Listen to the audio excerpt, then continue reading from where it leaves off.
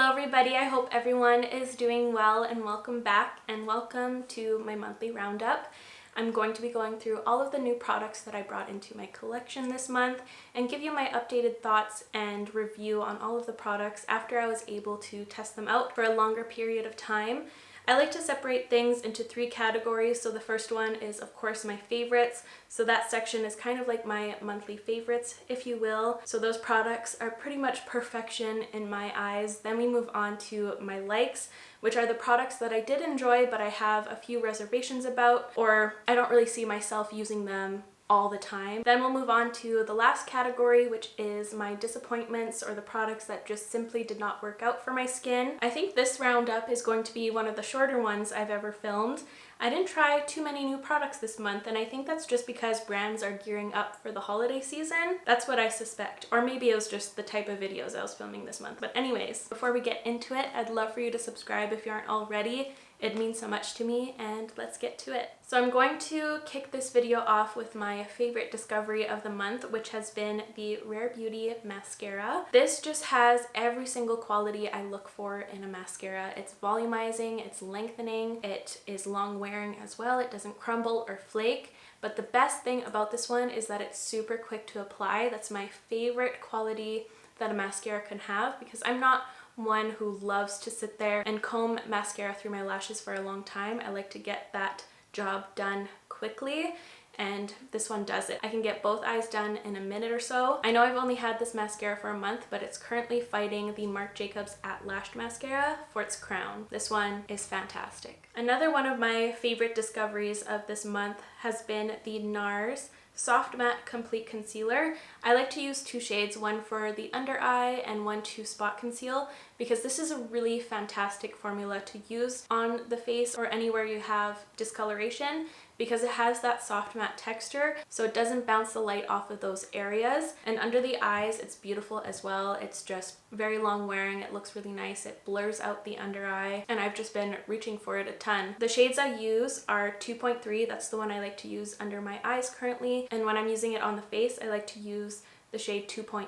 It kind of makes me sad though, because I wish I picked this formula up earlier. I know this one has been around for a while, but I think I was just scared to break out of my love for the creamy concealer version, the liquid version. I enjoy this formula more. It's just a little bit more thin. I like how I can control it a bit more than their liquid concealer. I just have been loving my experience, and I see myself using these all the time. The next product kind of knocked my socks off. I immediately fell in love with it, and that doesn't happen often, especially for this type of product. It's a powder from Makeup Forever. It's the new Ultra HD setting powder. The moment I applied this to my under eyes, I knew I was going to use this all the time. It's beautiful under the eye, it's beautiful all over the face. It's just very lightweight and it's very blurring, and I like it because this one has a bit of a tint, so it can add another sheer layer of coverage if you're wanting that. Just because the Pat McGrath one that I love so much and the Annabelle one, they're both translucent. They're just white in the pan. This one is a fun option to have, and it has a place in my collection. This has been the only powder that I've been reaching for in my day-to-day life when I'm not filming, just because when I film I like to switch out the products so it's not super repetitive. And no matter how much of this powder you apply, it always looks fantastic. Even when you touch up your skin throughout the day, it never gets cakey or obvious. And I love when you apply it, it doesn't feel dehydrating, it doesn't give that skin tightening feel, which I don't really love in powders.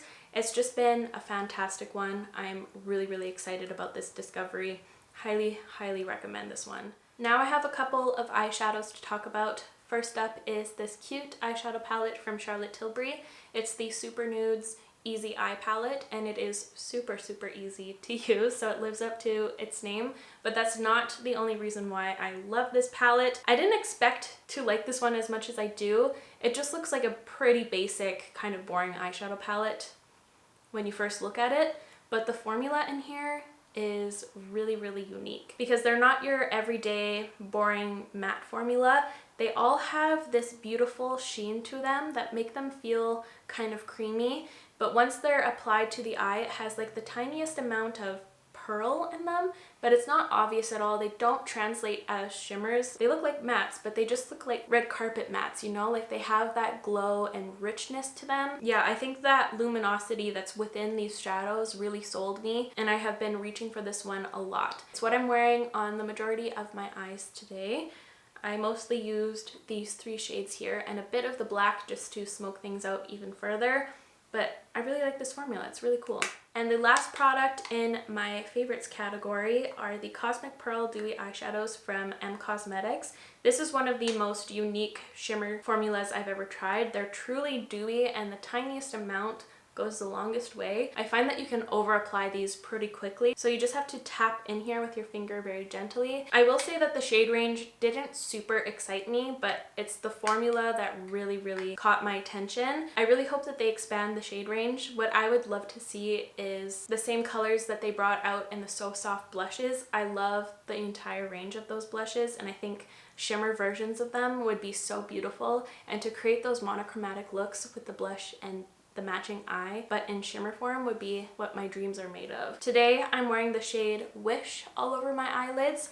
It's a beautiful kind of golden champagne shade, and it has been my most reached for color as well. I have honestly not been in love with shimmer shades recently. I've been kind of a matte gal as of late, but these changed my mind. They're really fun to work with, and the formula takes me by surprise every time I crack one open. Love them through and through. Now let's move on to my light category. I'm first going to talk about the Bare Minerals Original Mineral Veil Powder.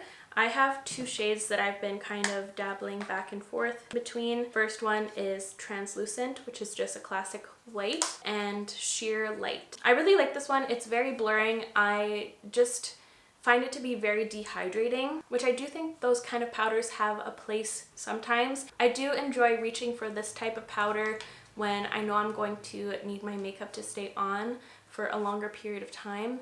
It really helps to keep my oils at bay and keep my makeup looking fresh, which I have been enjoying these powders for that reason. But if you do end up purchasing this product, just be aware that when you first apply it to your skin, you're going to feel that tightening and dehydrating feeling. But thankfully, as time goes on, it doesn't crack or crumble or look cakey throughout the day. It just kind of settles in really beautifully and keeps your makeup looking set and blurred. So I'm going to be keeping both shades around. I do enjoy them. I just know I'm not going to be reaching for them on the everyday. I don't think that this is going to be a product that enters my rotation.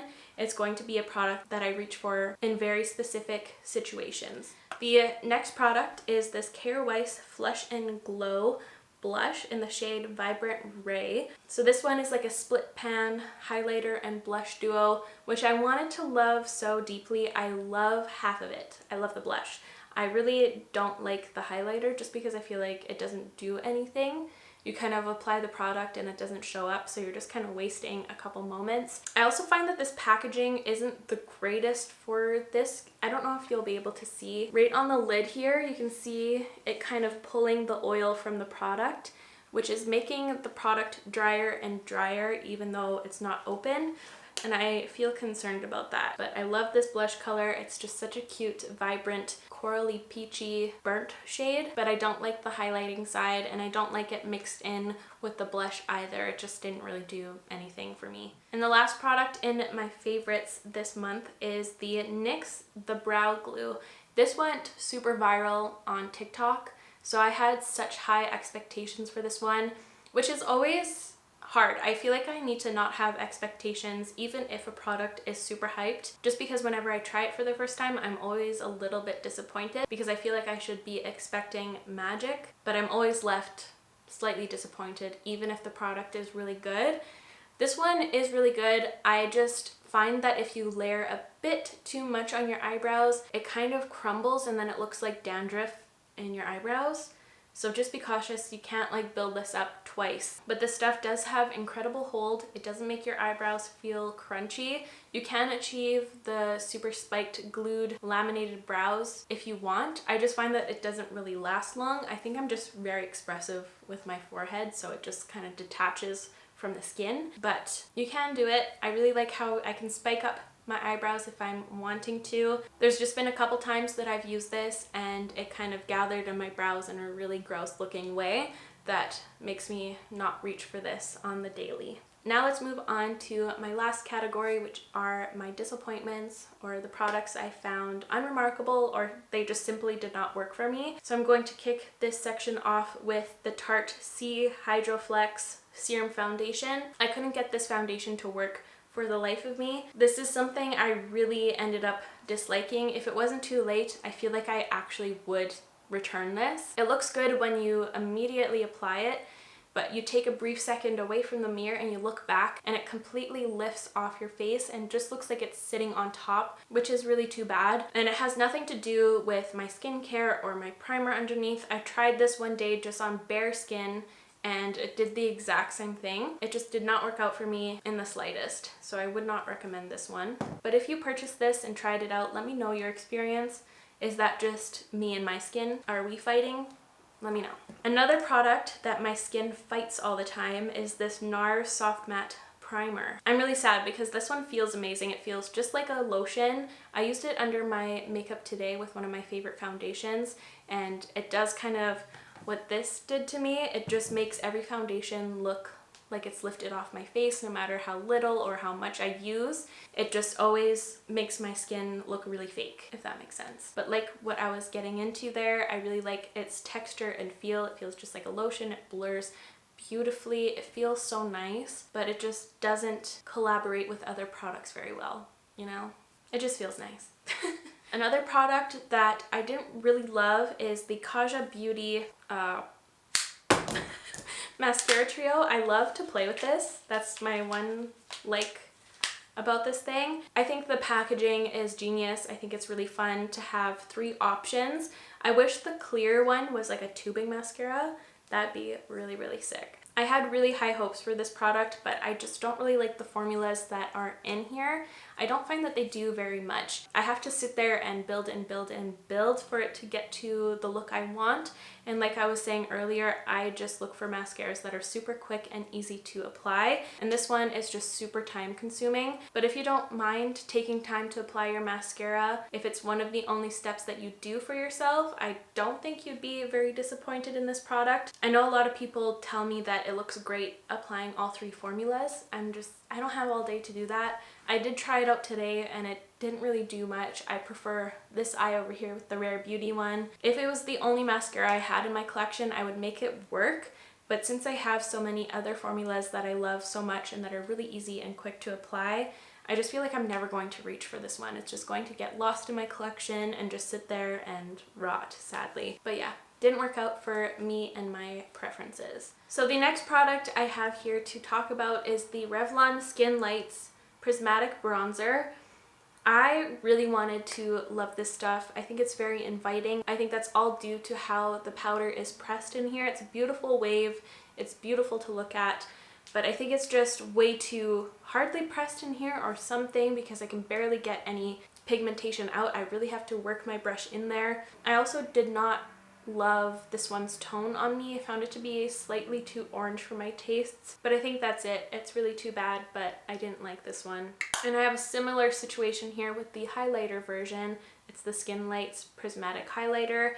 I found that this one was way too particly. I don't think that's a word, but I'm just gonna run with it. It's not glittery. It just has these pearl pigments scattered everywhere and they don't blend into one another, which most powder highlights do. Like when you start working it in, they kind of polish and spread out beautifully. This one didn't really do that.